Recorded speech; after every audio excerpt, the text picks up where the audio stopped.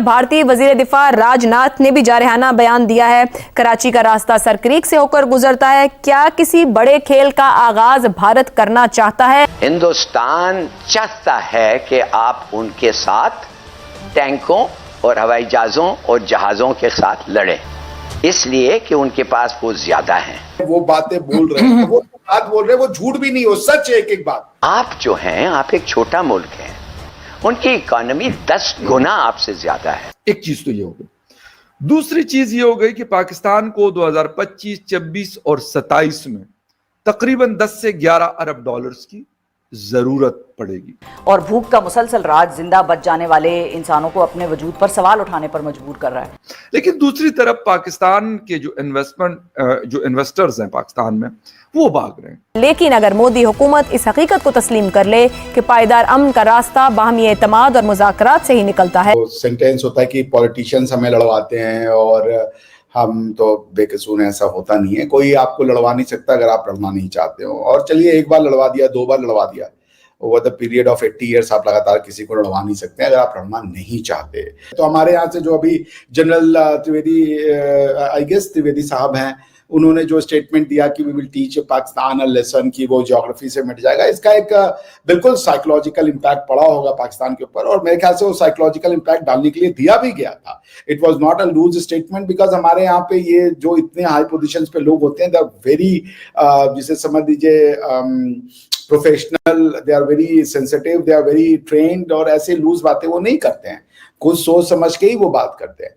तो पाकिस्तान का रिएक्शन आना उधर से कि जी हम पे अटैक कर रहे हैं, हम पे जी ये कर रहे हैं, मुझे ये बात जस्टिफाइड नहीं लगती, क्योंकि पाकिस्तान का सच से कोई लेना देना नहीं। आप एक वॉर इंडिया ने शुरू नहीं किया जी। 1971 इंडिया ने कर दिया, 65 इंडिया ने कर दिया, 47-48 इंडिया ने कर दिया। उसके बाद बदरे, जो ऑपरेशन बदर है, वो फितना उल हिंदुस्तान है।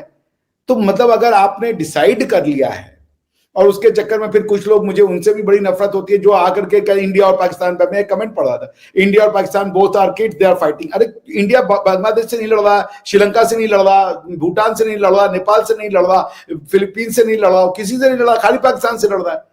तो एक की गलती के लिए आप दूसरे, ये तो वही बात हुई कि रेपिस्ट और रेप करने वाले को दोनों की गलती जी, दोनों की गलती। ये नहीं हो सकता। अगर रेपिस्ट है कोई और एक लड़की घूम रही है, बाहर जा रही है, उसको पूरा अधिकार है कि वो समाज में जब चाहे वो घूमे, जैसे चाहे वो घूमे। आप उसकी स्वतंत्रता पे बाधा नहीं पहुंचा सकते। यदि आपको उस लड़की से प्रॉब्लम है, आप हट जाइए वहां से, सीधी सी बात। लेकिन यदि कोई उस लड़की के साथ रेप कर दे, तो क्या आप आर्ग्यूमेंट एक्सेप्ट करेंगे कि जी लड़की की गलती थी? और मान लें कि नॉर्मल सिचुएशन में उस लड़की ने अगर घूम लिया रात को, जी रात को निकलेगी तो रेप हो गई, ये कौन सी बात हुआ यार? तो इसलिए मैं फिर कह रहा हूं, ये पैरेलल ठीक ड्रॉ करना नहीं है। भारत की गलती इसमें कोई नहीं है पाकिस्तान के साथ। हाँ, ये गलती हो सकती है कि India doesn't know how to handle, ये बिल्कुल एक गलती हो सकती है। लेकिन मैं फिर वो कहूंगा इस तरह के कमेंट के ऊपर वो, और फिर Pakistan has gone one step ahead. Pakistan has weaponised international relations anti India movement के फॉर्म में। वो अपने इंटरनेशनल रिलेशंस को इंडिया के नुकसान के पॉइंट ऑफ व्यू से बनाते हैं। जी उससे दोस्ती कर लो, चाइना से दोस्ती क्यों करो, वो एंटी इंडिया। अगर आप अपनी फ्रेंडशिप ऐसे बनाएं कि उससे इंडिया के ऊपर कोई फर्क ना पड़े, तो इंडिया को कोई प्रॉब्लम नहीं होगी। भारतवर्ष को क्या प्रॉब्लम है? आप जाके अफगानिस्तान से रिलेशन बनाएं, आप चाइना से बनाएं, आप अमेरिका से बनाएं, जर्मनी से बनाएं, आपका पर्सनल मैटर है। और इंडिया ने कई साल तक तो चुप्पी साधे रखी। अब वो जाकर के उस तरीके का विट्रियोलिक, जिसे कहते हैं, वो बातें बोल रहे हैं। वो बात बोल रहे हैं, वो झूठ भी नहीं हो, सच है एक एक बात। Not one statement of India is based on lies.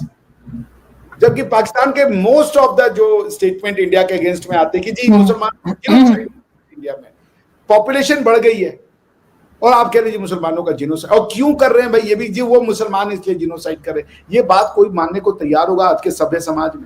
Pakistan अगर नहीं सीखना चाहता, पाकिस्तान, मैं एकदम स्पष्ट बोलूं, एक पर्टिकुलर थ्योरी को प्रूव करने के लिए, सच, वो दुनिया में झूठ कंस्ट्रक्ट कर रहे हैं।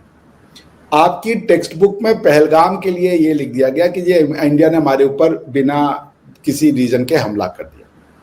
फिर यही चीज सिखों के लिए रख दी गई कि भाई सिखों ने हम पे हमला कर दिया। तो अगर आप ये कहोगे कि जब महमूद गजनवी, जिसके नाम पे मिसाइलें हैं, उसने सोमनाथ का मंदिर तोड़ा तो बुत चिकन किया, बहुत अच्छा काम किया, दूसरे की फीलिंग्स और दूसरे की आस्था का सम्मान ही नहीं करना जी, वो गलत कर रहा है। क्यों? क्योंकि आप कुछ मान रहे हो और आपकी बड़ी अजीब सी फिलॉसफी है मानने की। आप दूसरे के दुख दर्द को अपना दुख दर्द नहीं समझना चाहते और आप अपने बच्चों को झूठ पर चलिए नफरत पे बन गया, उसके बाद सच बोल देते तो नफरत प्यार में बदल देता। उसके बाद सच तो बोलते, आपने सच बोलना नहीं चुका। पाकिस्तान इंडिया जी जब से बना है वो हमें तोड़ने का प्रयास कर रहा है। क्यों कर रहा है भैया इंडिया ने आपको तोड़ने का प्रयास? इंडिया खुद अपने घर में खाने नहीं थे, हमारे यहाँ कभी हमको ग्रीन रिवॉल्यूशन करना पड़ा, कभी मिल्क व्हाइट रिवॉल्यूशन करना पड़ा। हम तो खुद अपनी जनता को पेट पे पैरों पे खड़ा करने के लिए जूझ रहे थे उस समय। आज ना हम अपने कर्मठता से, अपने पुरुषार्थ से आज इस लेवल पे हैं कि हम दुनिया के तीसरे नंबर की इकोनॉमी बन गए। तो सर जस्टिफाई कैसे करते ना, उन्होंने जस्टिफाई करना था ये टू नेशन थ्योरी को, क्योंकि आज की जनरेशन जो है, जो हमारे बाद वाली इवन जनरेशन भी जो आई है, वो मैं ये नहीं कहूंगी कि सबके सब बड़ा कोई ढंग के यहाँ पर लोग हैं, लेकिन फिर भी बहुत से लोग सर सवाल करने लगे हैं कि भाई ये पार्टीशन आपने क्यों किया था, ये तमाम तमाशा आपने क्यों लगाया था। वो सेन लोग हैं वो करेंगे, लेकिन पॉइंट है कि आपके यहाँ पे कुछ इंस्टीट्यूशन है जो एक्स्ट्रा कॉन्स्टिट्यूशनल है, वो कॉन्स्टिट्यूशनल फंक्शनरी से ज्यादा पावरफुल हैं। जो प्राइम मिनिस्टर है उसके पास पावर नहीं है, जो प्राइम मिनिस्टर नहीं है वो पावर कर रहा है। मुझे आज तक नहीं समझ पाई, मैंने आज तक मोदी जी के साथ कभी नहीं देखा उपेंद्र त्रिवेदी जी साहब को, या वो जा रहे हैं कि वो रेयर अर्थ मिनरल का जी वो सॉरी आप क्षमा कीजिएगा, but I have never seen. Okay sir, fact है, फैक्ट पे सर क्या बुरा बनाना जी। तो मैं कह रहा हूँ क्या काम है उनका भाई? आप एक आर्मी के जनरल हैं, आपका काम है पाकिस्तान या भारत को जो अटैक हो रहा है उससे सुरक्षा देना। आपको क्या पता पॉलिटिक्स की, वो आप छोड़ दे पॉलिटिशियन पे।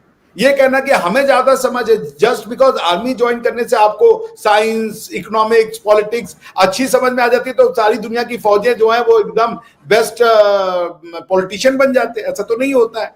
जब से भारत के रक्षा मंत्री राजनाथ सिंह और भारत के आर्मी चीफ ने ये बयान दिया है कि पाकिस्तान को सबक सिखाने का वक्त आ चुका है और अब पाकिस्तान ने अगर कोई भी उलूल जुलूल हरकत करी तो पाकिस्तान को बहुत ही बड़ा रिप्लाई दिया जाएगा, तब से लेकर अब तक पाकिस्तान के अंदर काफ़ी नर्वसनेस है और पाकिस्तान के अंदर कंटिन्यू ये चर्चा हो रही है कि क्या भारत वापस से हमला करेगा, और भारत इस बार हमला करेगा तो उसका मैग्नीट्यूड क्या होगा, क्योंकि पाकिस्तान अच्छे से जानता है कि पिछली बार ऑपरेशन सिंदूर के दौरान मात्र कुछ घंटों के अंदर भारत ने पाकिस्तान का इतना ज़्यादा नुकसान कर दिया था कि उस नुकसान की भरपाई करने के लिए पाकिस्तान को अभी सालों का वक्त लगेगा। और अगर भारत दोबारा हमला करता है तो ये सोचा भी नहीं जा सकता कि इस बार भारत कितना ज़्यादा नुकसान करेगा, और पाकिस्तान जैसी खस्ता हाल इकॉनमी के लिए ये एक नाइटमेयर सिनेरियो होगा। और इसी वजह से अब ये बात चल रही है पाकिस्तान के अंदर कि भारत और पाकिस्तान के बीच में बातचीत से मामला हल होना चाहिए और लड़ाई झगड़े से किसी चीज़ का सॉल्यूशन नहीं निकलता, लेकिन पाकिस्तान को पहले अपनी जो गतिविधियां हैं उनको बंद करना होगा। पाकिस्तान को सबसे पहले अपने अंदर जो खामियां हैं उनको सही करना होगा, खासकर भारत के अंदर जिस तरह का टेंशन और टेररिज्म वो फैलाते हैं ये बंद करना होगा। उसके बाद ही किसी भी प्रकार की बातचीत हो सकेगी, और ये इंडियन गवर्नमेंट का स्टांस है काफ़ी लंबे समय से।